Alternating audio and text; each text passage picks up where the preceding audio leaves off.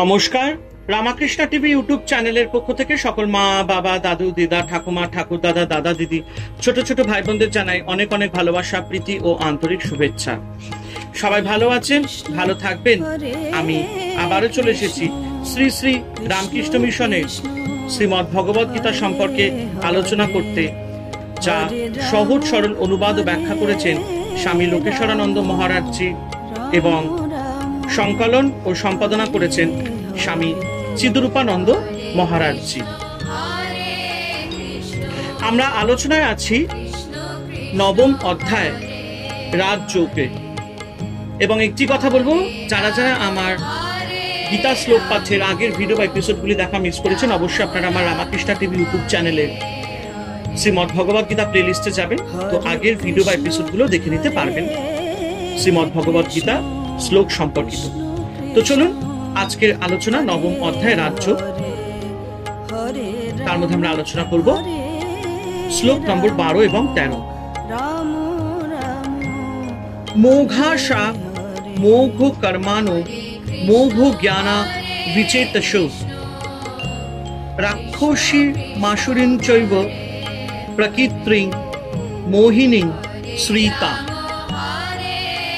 অর্থাৎ ভগবান বলছেন, এই সকল ব্যর্থ কাম, নিষ্ফল কর্মা, নিষ্ফল জ্ঞান সম্পন্ন বিবেকহীন ব্যক্তিরা আমাকে অবজ্ঞা করে বুদ্ধি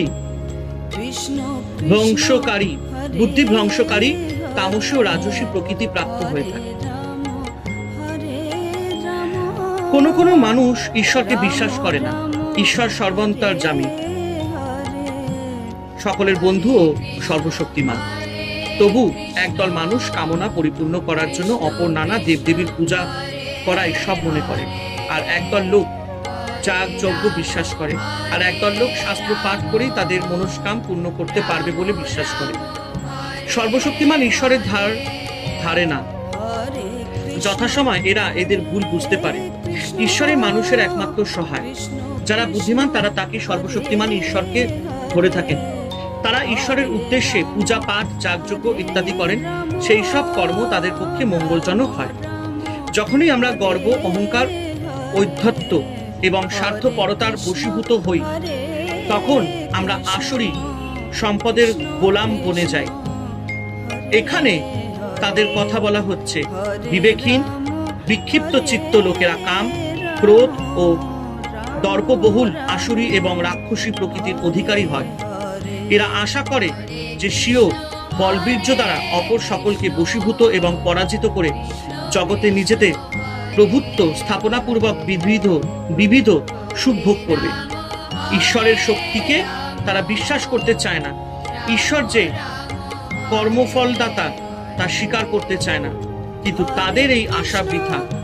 এই সকল দোষে এই সব জীব নরকে গমনপূর্বক বহু যাতনা ভোগ করে থাকে।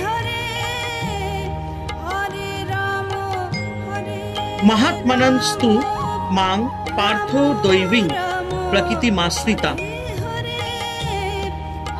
ভজ্জন্তন মনস জ্ঞাতা ভূতাদিমো বয়ম। অর্থাৎ ভগবান বলছেন, কিন্তু হে পার্থ, মহাত্মারা মানে সম, দম, দয়া, শ্রদ্ধাদি সাত্ত্বিক স্বভাব আশ্রয় করে আমাকে সর্বভূতের কারণ ও অবিনাশী জেনে অনন্য চিত্তে আমার ভজনা করেন।